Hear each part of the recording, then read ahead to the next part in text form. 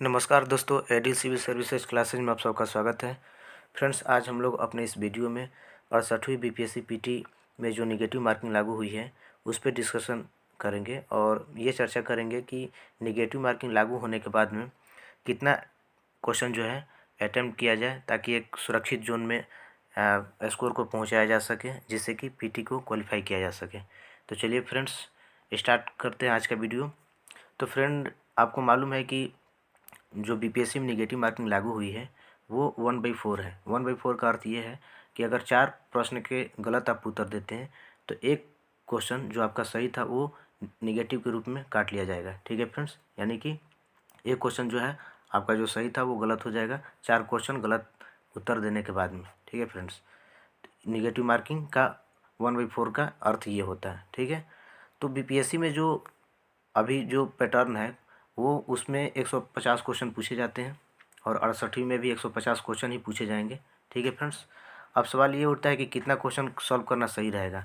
तो ये कितना क्वेश्चन सॉल्व करना सही रहेगा, ये क्वेश्चन प्रश्न के नेचर पर डिपेंड करेगा कि क्वेश्चन का जो स्टैंडर्ड है वो कैसा है। मान के चलिए कि आप जो तैयारी करके गए हैं उसी के अकॉर्डिंग है, उसी के अनुसार है, तो आप 150 में 150 सॉल्व कर सकते हैं, कोई दिक्कत नहीं है।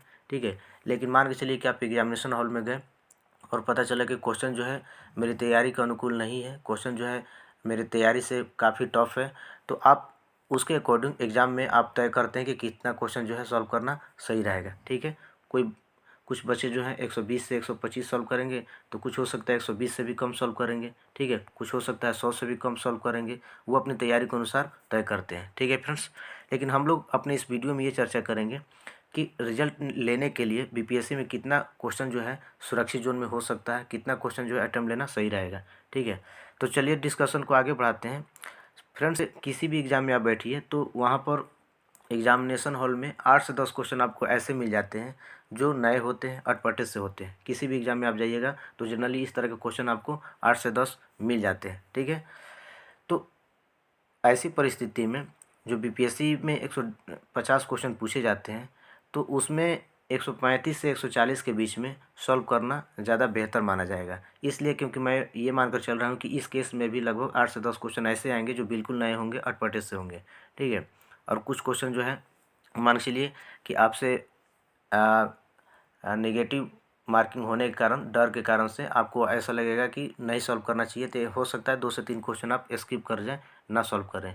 तो 135 मैं मान रहा हूँ कि क्वेश्चन आप सॉल्व कीजिएगा, लगभग 135 से 40 के बीच में। तो अपने इस डिस्कशन को आगे बढ़ाते हैं और ये देखते हैं कि अगर मान के चलिए कि 140 क्वेश्चन आप सॉल्व करते हैं तो 140 में से 30 से 32 क्वेश्चन आपके गलत होने की संभावना रहेगी। मैं इसलिए बोल रहा हूँ क्योंकि जीएस में एक्यूरेसी जो है मैथ और रीजनिंग की तुलना में कम होती है।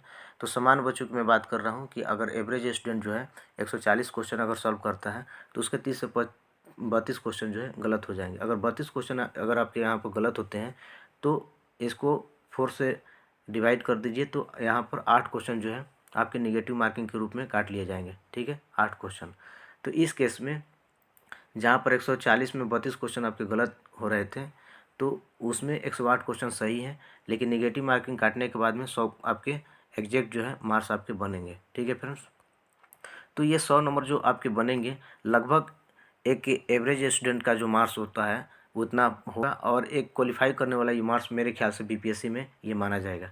ठीक है फ्रेंड्स, अभी जो यूपी का पैटर्न है उस यूपी के पैटर्न को हम लोग अपने डिस्कशन का आधार बनाते हैं और यूपी क्या देखते हैं कि इसका जो है अभी कटअप क्या जा रहा है पिछले 3 से 4 बार में। पिछले 3 से 4 साल में अभी जो यूपी का जो कटअप है वो लगभग 80 से 85 क्वेश्चन के बीच में रह रहा है। लगभग 2019 से 2022 के बीच में आप देखिएगा तो 86, कभी 87 इसी के इर्द गिर्द जो है कटअप रह रहा है।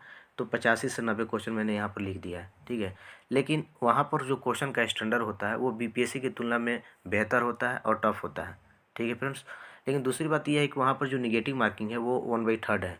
ठीक है, तो 1/3 होने के कारण से मान के चलिए कि निगेटिव ज़्यादा होने की संभावना रहेगी, तो इसलिए वहाँ पर 85 से 90 क्वेश्चन जो है सेफ जोन होता है। तो इसकी तुलना में बीपीएससी में मेरे ख्याल से आपको 10 क्वेश्चन आपको एक्स्ट्रा सॉल्व करना पड़ेगा, इसके तुलना कीजिएगा तो। ठीक है फ्रेंड्स, तो इसलिए मैं बोल रहा हूँ कि 100 या उससे अगर ज़्यादा आपका जाता है 105 के बीच में, 105 तो मान के चलिए कि बिल्कुल आपके लिए सेफ जोन रहेगा। 100 अगर है तो कोई दिक्कत नहीं होनी चाहिए, मेरे ख्याल से हो जाएगा। लेकिन कट ऑफ जैसा कि है बीपीएससी में हाई होने की ज़्यादा संभावना है, इसलिए मैं बोल रहा हूँ कि 105 जो है आपका सेफ जोन रहेगा। ठीक है, क्योंकि 105 भी लाने के लिए मत सोचिए कि 105 ईजिली आ जाएगा। 105 लाने के लिए कम से कम आपको जो है 115 से 116 के बीच में क्वेश्चन जो है सॉल्व करने पड़ेंगे, मतलब सही करने पड़ेंगे। सॉल्व तो आपको बहुत ज़्यादा करना पड़ेगा, हो सकता है कि 140-42 क्वेश्चन अटैम्प्ट लेने पड़ेंगे, जिसमें आपको नेगेटिव जो है मात्र 20 से 25 ही आपको गलत करना पड़ेगा, तब जाके आपके स्कोर जो है 115 से 116 के बीच में आएंगे। ठीक है, तो अगर नेगेटिव मार्किंग लागू नहीं होती तो 115 से 16 के बीच में स्कोर आपके आते हैं, तो इसका अर्थ ये है कि आपके लगभग 35 क्वेश्चन जो है गलत होते हैं। तो 115 जो मार्क्स है वो नेगेटिव मार्किंग नहीं लाने के बाद मतलब सेफ जोन रहता है, लेकिन नेगेटिव मार्किंग लाने के बाद में जो है नेगेटिव काट कर यही स्कोर जो है आपका 100 से 105 के बीच में हो जाएगा। तो नेगेटिव मार्किंग से डरने की कोई ज़रूरत नहीं है। आपको एग्जांपल से मैं समझा दे रहा हूँ कि मान के चलिए कि 10 ऐसे क्वेश्चन आपको रैंडमली उठाइए जो बिल्कुल आपको नहीं आ रहा है, बिल्कुल आपके लिए नए हैं, आपको तुक्के लगाने हैं।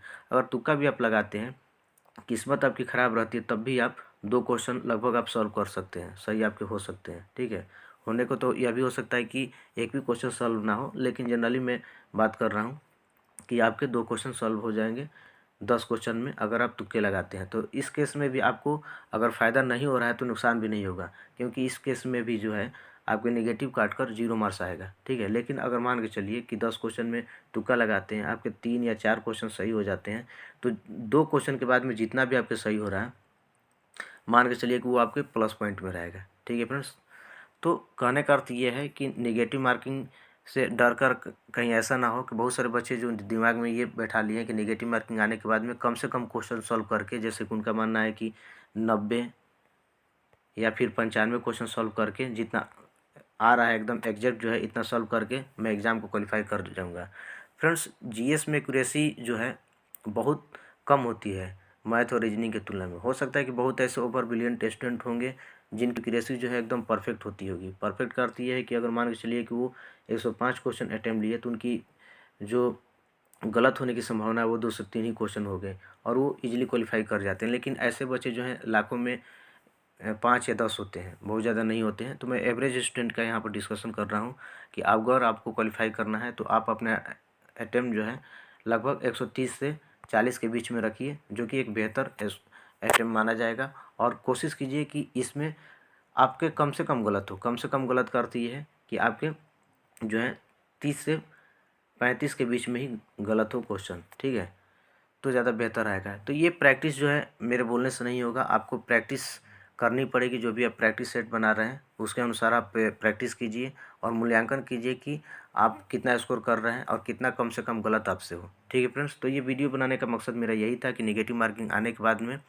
कितना हम लोग क्वेश्चन अटैम्प्ट लें, ताकि एक बेहतर और सेफ जोन में हमारा स्कोर बना रहे और पीटी को क्वालिफाई किया जा सके। ठीक है फ्रेंड्स, तो आज के वीडियो में इतना ही फ्रेंड्स, मिलेंगे हम लोग अपने नए वीडियो में, तब तक के लिए धन्यवाद।